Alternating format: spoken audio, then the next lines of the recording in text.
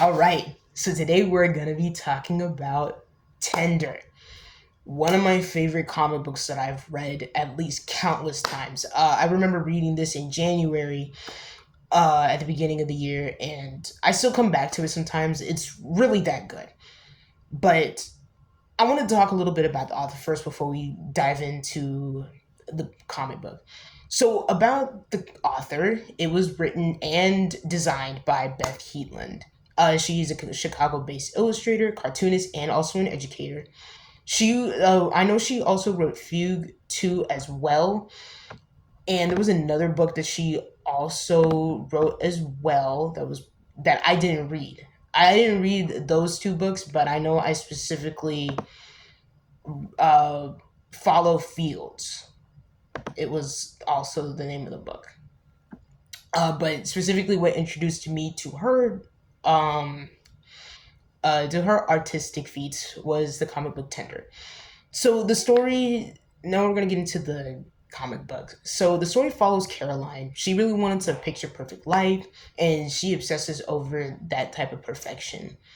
And what I think I really like most of all is how the story kind of like takes those itty bitty steps to like the bigger picture, specifically with body horror. The way on how the character like processes and deals with like something that is like that like kind of like hurts her psychologically. She starts out small with like simple stuff like biting your nail, like specifically what you would consider it would be autographia, which is when you're like biting your hair, eating pieces of like your lip skin, eating your hair. That even counts too. There, I've actually did some research, and there was some like of like small parts of like eating your own body as like to deal with like psychological stress. And towards the end of the comic, this is going to be slight spoiler, it goes to like the extreme of auto cannibalism, where I'm not going to say too much, but you'll have to read it for yourself. But the comic does a really good job at like foreshadowing, and you can even see it in like at the very beginning where it really, I think Beth did a really good job at like taking those small itty bitty steps to that bigger problem. And you can see it in stuff like Shizo Oshimi's manga in Trail of Blood, or even in Inside Mari. Baraska is also another good example of those like those small like steps where they like feed you little pieces of information, and you're like, okay, there's gonna be like a bigger picture soon. Don't worry, but like hold on to that. But like try and like think about what you think is gonna be the big like theme or like the big reveal of what's happening. And another thing that I really love is how her design works. Specifically, she focuses on colors of blues, red, purples, yellows, browns, and blacks. Sometimes brown, but it's told in a way where like you can like piece together like, oh, I know what like the whole entire picture would look like if you're reading a manga book and you're like reading, like even though if it's in black and white, you can kind of see like, oh, then this carrot haircut would look like that would look like this, and this is kind of what the color would be.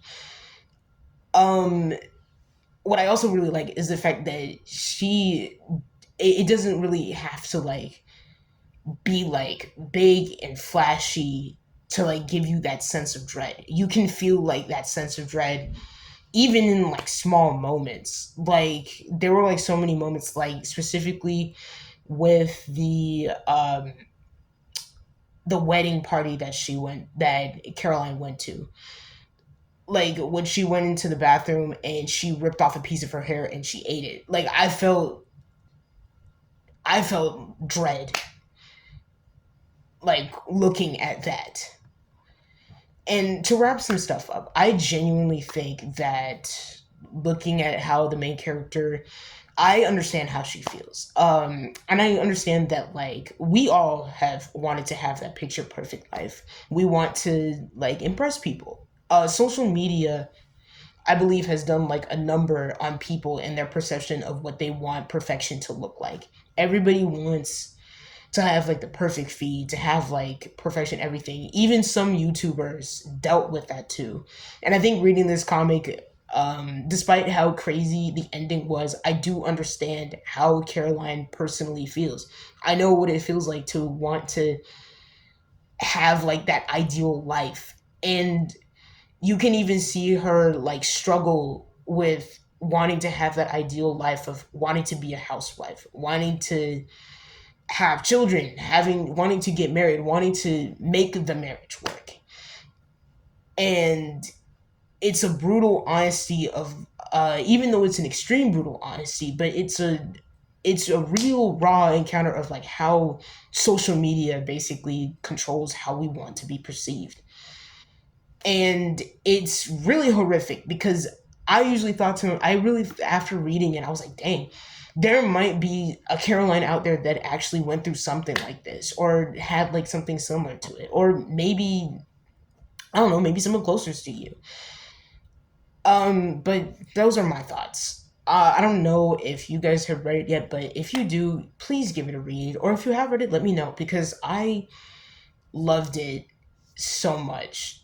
And I think you would love it too if you want to read it. If you want to like have like a good type of like body horror or a good type of psychological, if you really like Shizu or Shimi's work, I think you would really, really love this one. All right, until next time, bye.